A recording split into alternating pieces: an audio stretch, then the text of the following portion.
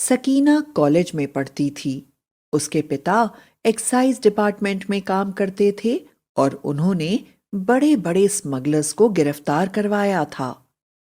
कुछ दिन पहले ही उसके पिता को इनाम मिला था क्योंकि उन्होंने उस इलाके के एक प्रसिद्ध नेता को पानी पूरी के धंधे की आड़ में स्मगलिंग करते रंगे हाथों पकड़ लिया था और उसने उनके पूरे परिवार को जान से मारने की धमकी दी थी। पूरे इलाके में सिर्फ उसी की पानी पूरी के ठेले लगाए जाते थे। सकीना को सबसे प्रिय था पानी पूरी। किसी भी समय वह पानी पूरी खाने के लिए तैयार रहती थी, इसलिए अक्सर अपनी सहेलियों के साथ पानी पूरी खाने का प्लान बनाती रहती थी। ऐसे हालात में सकीना के पिता ने उससे कहा कि अगर जरूरत ना हो तो घर के बाहर बिल्कुल भी ना निकला जाए, क्योंकि गुंडों का कोई भी भरोसा नहीं है और अभी उनके परिवार पर खतरनाक संकट मंडरा रहा है। घर में रहते रहते सकीना काफी बोर हो रही थी, इसलिए उसने अपनी सहेलियों के साथ पानी पूरी खाने का प्लान बनाया। उसने फोन करके सबको उनके फेवरेट पानी पूरी वाले के यहाँ आने को कहा और अपनी माँ से बोली, माँ, आज मैं अपनी सहेलियों के साथ शाम को पानी पूरी खाने जा रही हूँ। आप बाहर नहीं जा पाती हो ना, इसलिए आपके लिए भी लेकर आऊंगी। माँ ने हंसते हुए बोला, बड़ी चालाक है तू। मुझसे परमिशन लेने के लिए पहले ही कह दिया कि आपके लिए भी ले आऊंगी। हाँ हाँ ठीक है, संभाल कर जाना और जल्दी आ जाना। तुम्हें तो पता ही है ना, आजकल समय ठीक नहीं है। ज्यादा देर बाहर रहना खतरे से खाली नहीं है। सकीना हंसते हुए बोली, अरे माँ, इसकी तो तुम चिंता ही मत करो। तुम्हारी बेटी से दुनिया डरती है, कुछ नहीं होगा। मैं कुछ देर सो जाती हूँ, शाम को चली जाऊंगी। और ऐसा कहकर वह सो गई।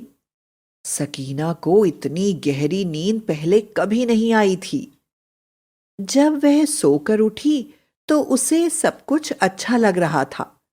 उसे किसी प्रकार का कोई डर, कोई टेंशन महसूस नहीं हो रहा था। माँ और पिताजी कहीं नजर नहीं आ रहे थे, इसलिए वह बिना किसी को कुछ भी कहे पानी पूरी खाने के लिए निकल गई। पानी पूरी के ठेले पर उसकी सभी सहेलियां खड़ी हुई थीं।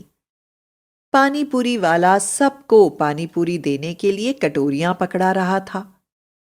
सकीना ने अपना हाथ आगे बढ़ाया, लेकिन पानी पूरी वाले ने उसकी तरफ देखा भी नहीं और उसके पास खड़ी उसकी दूसरी सहेली को कटोरी दे दी। सकीना को बहुत क्रोध आया और वह बोली, यह क्या बदतमीजी है? तुमने मुझे कटोरी क्यों नहीं दी? पर ना तो उसकी सहेलियों ने उसकी तरफ देखा, ना ही पानीपुरी वाले ने। सकीना को तो अपनी बेइज्जती बर्दाश्त नहीं हो रही थी। उसकी सारी सहेलियां बड़े ही चटकारे मार मार कर पानीपुरी खा रही थीं। तभी उसकी सबसे बेस्ट फ्रेंड पूर्णिमा बोली, यह सकीना अभी तक नहीं आई। रेशमा ने कहा, मैंने सुना है उसके पापा पुलिस इंस्पेक्टर हैं। मैंने सुना है कि इस इलाके के धोखेबाज नेता को स्मगलिंग के केस में गिरफ्तार कर लिया गया है। दूसरी सहेली बोली, बहुत अच्छा हुआ, उसे तो सरेआम गोली मार देनी चाहिए।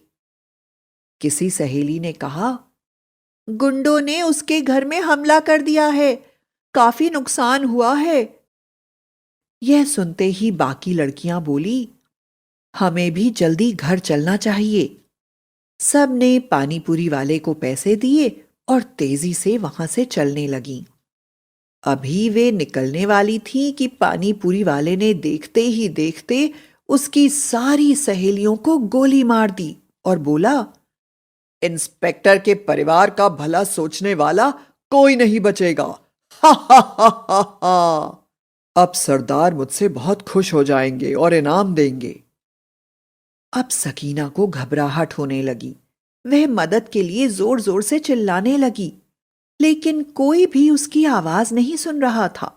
वह दौड़ती हुई अपने घर पहुंची तो यह देखकर हैरान रह गई कि चारों तरफ दीवारें टूटी हुई थीं। मेन डोर बंद था। वह यह देखकर हैरान रह गई कि दरवाजा बंद होने के बावजूद भी वह अंदर चली गई थी। सामने ही उसकी मम्मी घायल अवस्था में पड़ी हुई थी और पापा मम्मी के लिए पानी ला रहे थे। कोई भी सकीना को नहीं देख रहा था। वह जोर जोर से पापा को आवाज देने लगी, पर ऐसा लग रहा था जैसे उसकी आवाज उसके पापा तक नहीं पहुंच रही है। आखिरकार वह अपने कमरे में पहुंची तो यह देखकर हैरान रह गई कि उसके बेड पर छत का हिस्सा टूटकर गिर गया था और उसका मृत शरीर छत के नीचे दबा हुआ था और उसके भाई का भी शत विक्षत शव वहां पड़ा हुआ था। अब उसे एहसास हो गया था कि वह मर चुकी है। उसकी मां भी मृत्यु को प्राप्त हो गई थी। उसके पिता परिवार की मृत्यु को बर्दाश्त न करने के कारण मानसिक आघात के कारण पागल हो गए थे। अपने परिवार का यह हाल देखकर सकीना ने प्रण किया कि वह इस बेकसूर हत्याकांड का बदला जरूर लेगी। उसके क्रोध के कारण उसके अंदर नकारात्मक शक्तियां जागने लगीं। घर में पड़े पत्थर हवा में इधर से उधर उड़ने लगे। तेज आंधियां चलने लगी, बिजली चमकने लगी। ऐसा लग रहा था जैसे प्रलय आ गई हो। स्मगलर नेता जिसे सकीना के पिता ने गिरफ्तार किया था, रिहा हो गया था। लेकिन पुलिस ने उन्हें अभी भी सावधान रहने के लिए कहा था।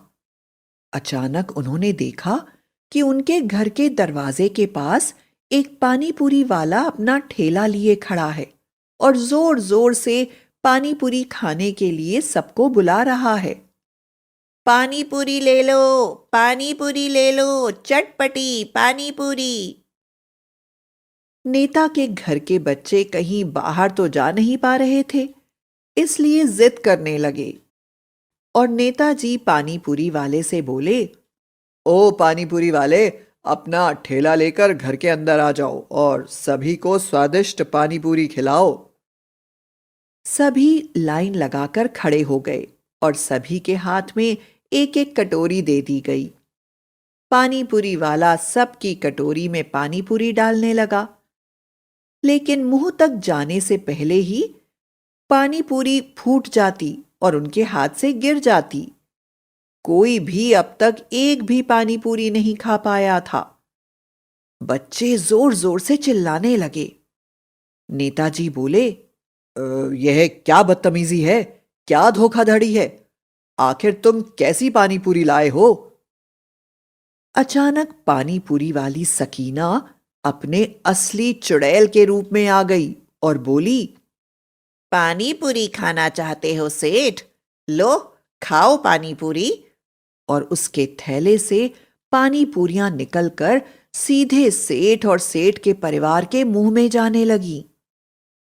पानी पूरी यूं ही कतार लगाकर उनके मुंह के अंदर भरती जा रही थी कि उनका सांस लेना भी मुश्किल हो रहा था। सेठ हाथ जोड़कर बोला, कौन हो तुम? क्या चाहती हो? आखिर हमने तुम्हारा क्या बिगाड़ा है? तुम इन पानी पूरी को रोक लो, वरना मेरे पूरे परिवार के लोग मारे जाएंगे। कोई भी सांस नहीं ले पाएगा। सकीना बोली, दूसरों के परिवार को मारते समय तुम्हें यह याद नहीं आया? तुम्हें कोई नहीं बचा सकता। पानी पूरी के व्यापार के धोखे में तुम स्मगलिंग करते थे।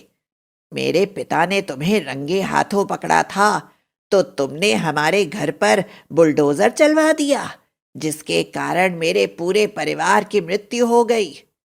मेरी सहेलियां जब पानी पूरी खाने गई तो मेरी आंखों के सामने तुम्हारे लोगों ने उनके ऊपर भी गोलियां चलाकर उन्हें मौत के घाट उतार दिया, सिर्फ इसलिए कि वह मेरे परिवार का भला चाहती थी। पानी पूरी के ठेले से उड़कर मसाला लोगों की आंखों में जाने लगा। लगातार मुंह के अंदर पानी पूरी भरने से सबको सांस लेने में दिक्कत होने लगी और देखते ही देखते नेता के पूरे परिवार का अंत हो गया।